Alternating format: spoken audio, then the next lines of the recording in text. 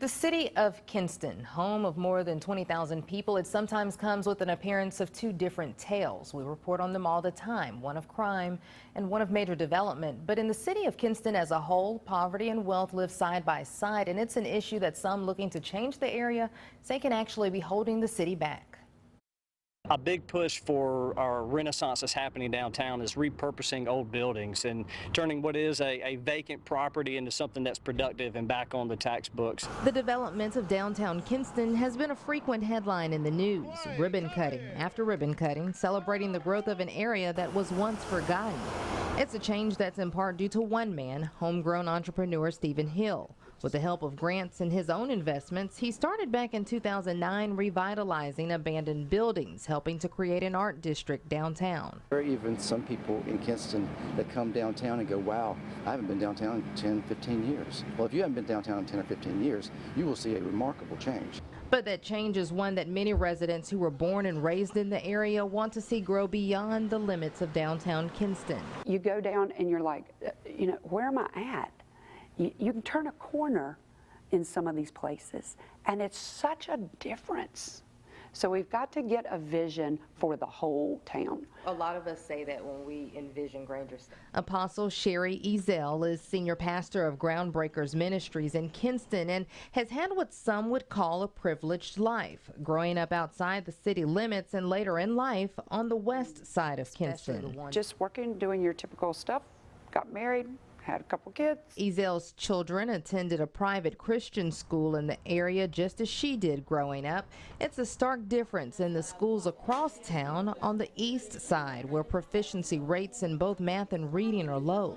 This is not acceptable. It's not acceptable for our community to have a school that has less than 10% math proficiency, less than 30% reading.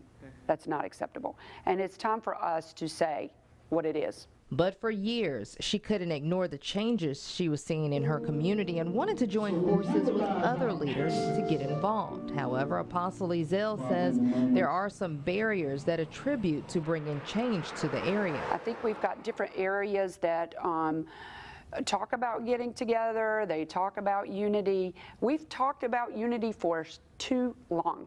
It's time for us to put action behind it and come together. East, west, north, south. Let's consider ourselves one community. Is there racism in how they're dealing with the issue? Is there racism in the resources there? I think it's just history.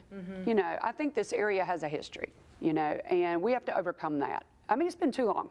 It's just been too long. In Kinston, poverty is drawn along racial lines, affecting 16% of whites and 40% of African Americans. To some, the city crime rates are a direct reflection of those numbers. However, police say that's simply not the case. The stereotype of gangs being locked down to a 4 or 5 block radius is not true anymore. It's not a color, it's not economics, it does not matter. For the most part, Apostle Ezel agrees, but says while so many people are working to improve conditions in and around all areas of Kinston, more needs to be done to reach those who need the help. There are resources, but I think a lot of people don't realize they're there because we don't go into the community and tell them.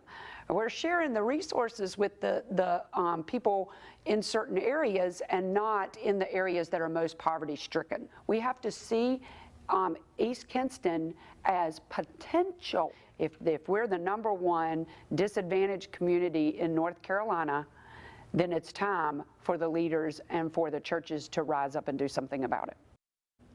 Apostle Ezel says there are around 300 churches in Kinston, and several of them are working together to develop better outreach programs. Coming up tonight at 11 on 9 on Your Side, we'll take you to the east side of Kinston, where another leader says, yes, things are good and things are turning around in Kinston, but his side of town just isn't seeing any growth or support.